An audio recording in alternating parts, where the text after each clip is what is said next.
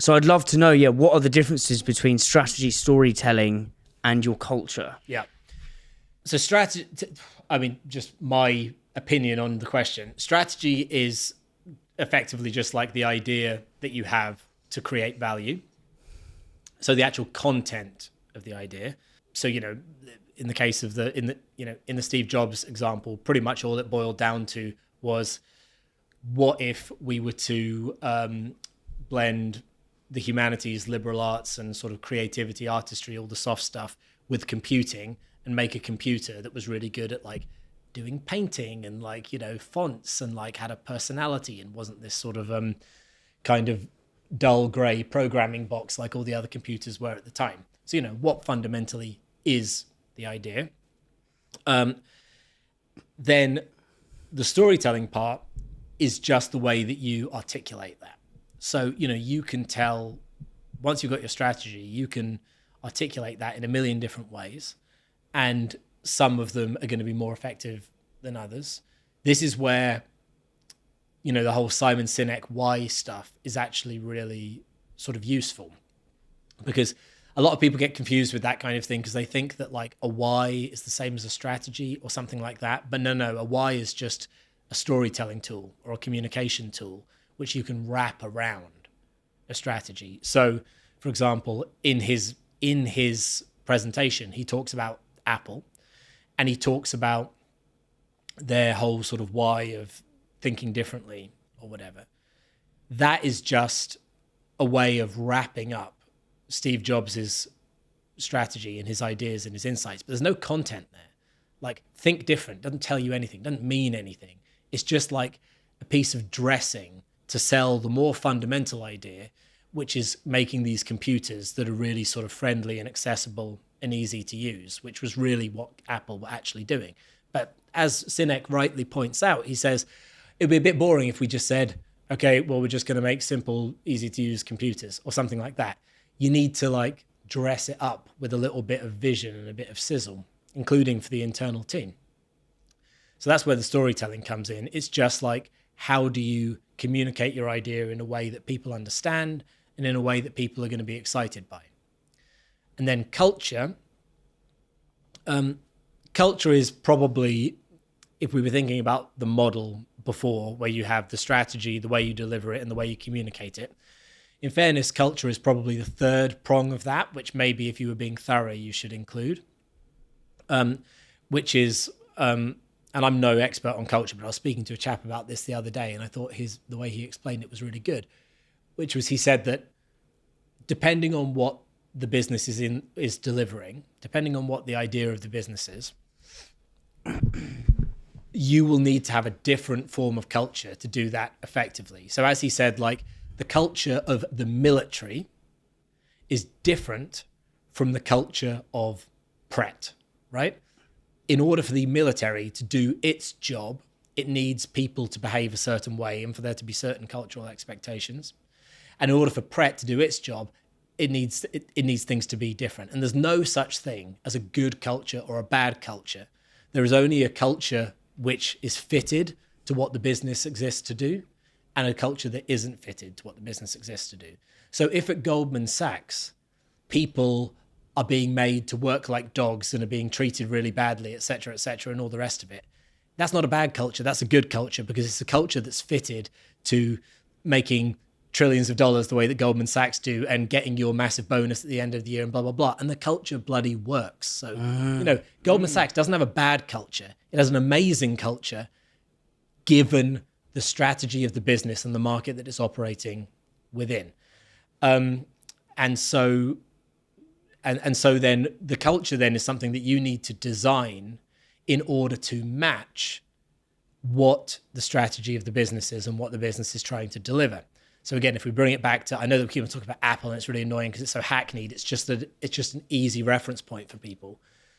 You can see how the business that Steve Jobs was trying to build necessarily requires, let's say, a more eclectic group of people in it with a different kind of set of values than Dell or a more sort of straight down the line business, well, actually, Dell was not straight down the line. Dell was also a really strategically brilliant company who they came up with the idea, the first company to sell direct to consumers, to sell computers direct to consumers. So again, Dell has this very kind of like sort of logistical mindset, which other computer companies didn't have. So again, you can see how there need to be different cultures with these two businesses. So I think that that's how I would fold culture in. You've got the product, the way you're delivering on the strategy, on the value you're trying to offer. You've got brand, let's call it, the way that you're communicating that to the outside world. And then you've got culture, the sort of values and behaviors that are necessary for your team to pull all of that together. I interviewed the founders of Honest Burger, and Phil, he's actually doing a degree in behavioural economics now, masters, built that business to what it was, and is now using, you'll find really interesting actually, using AI to link culture together for hospitality businesses. And he said, someone told me culture is plumbing. And the more I'm thinking about what you're saying, it's a bit like analogous of, if you're trying to build an amazing brand, it's like building a house. It's like the strategy is the foundations.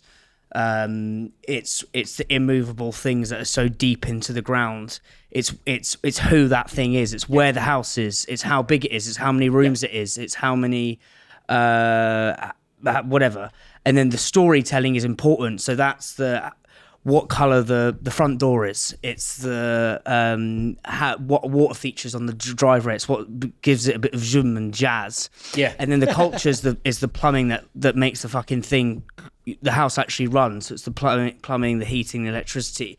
And I think that's a nice way of, well, that's the way my brain's understanding it and understanding the three, because I think it can get so muddled of strategy, really good. strategy, culture, and storytelling. I mean, because we both read a lot, but like they sprout up as the same thing in some instances, but actually they are different. Love it. And bringing that back to, let's say, the point of like the culture in the military, I mean, I don't exactly know what it's like in the military, but just thinking about the movies or whatever. I do, mate. In a normal business, you would not be screamed at in the face or perhaps even physically assaulted if you did something wrong, which maybe in certain military contexts would happen. And indeed, I don't think now, but in the past, if you showed cowardice on the battlefield or you deserted from the front line, you would be shot. You would be shot by your own superior officer. And we can say, oh, well, that's a pretty bad culture to have. I wouldn't want to work in that culture. But if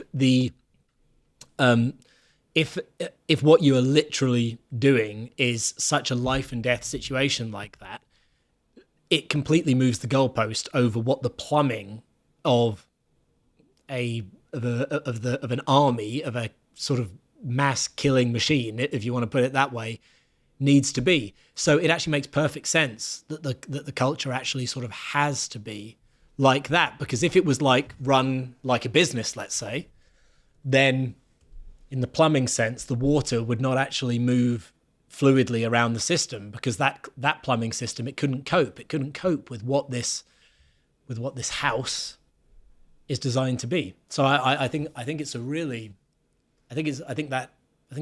good analogy for thinking about, it's not about the strategy and the storytelling and all the rest of it. You're building the thing, but then when you push the on button and the thing starts to live, it's how you want it. It's how you want it to run. And I think your point here of the culture of Goldman Sachs of being worked like a dog is actually great for achieving that top line strategy goal. Do you know what I mean? Whereas I think it can get muddled into other people looking at other houses, and it's actually, well, this is the Goldman Sachs house. Deep down in our roots is make fucking trillions of dollars. Right? The storytelling we're going to put on top is suit. The front door what we're going to put on the front door is a Rolex. You're going to wear a Rolex. You're going to have a lovely suit. This is for the team, or for the employees.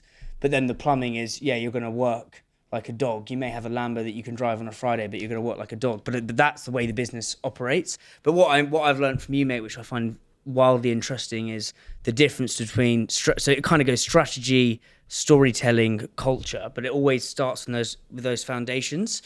You talked about Apple and Jobs bringing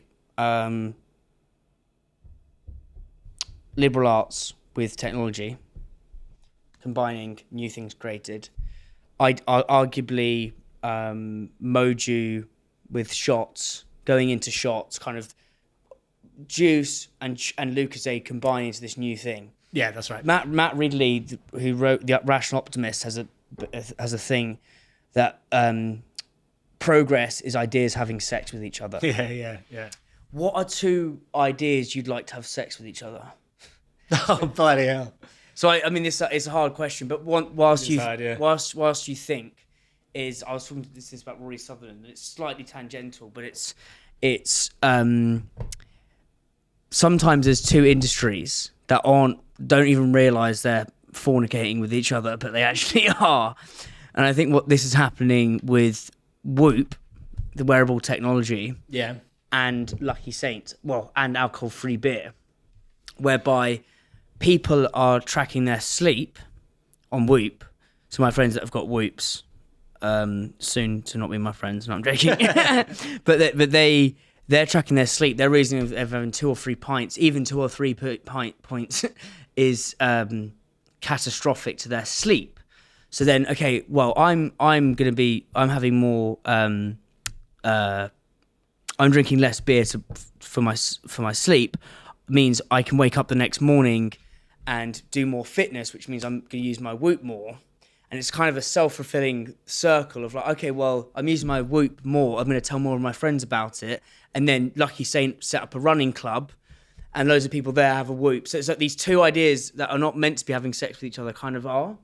And that's one of the examples I've been thinking about. I don't know whether that's true or not, but... Have they... is there actually any tie-up between them? No, not at all. Just a hypothetical. Yeah, it's kind of a bit like, I think you wrote about this, how half the reason Oatly did so well is because it was kind of having sex with coffee culture.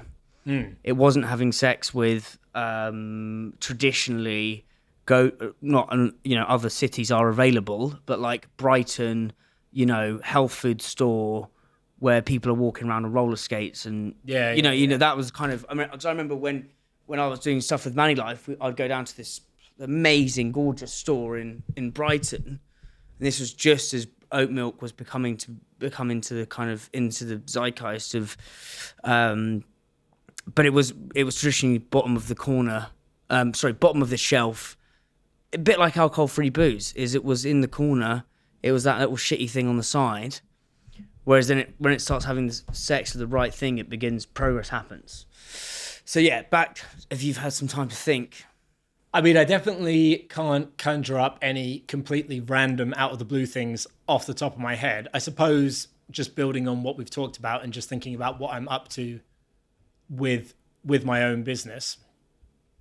I think that what I'm actively trying to pursue is this idea of like mixing business strategy with sort of motivation, like sort of quite literally sort of Tony Robbins-esque kind of motivational principles, because you're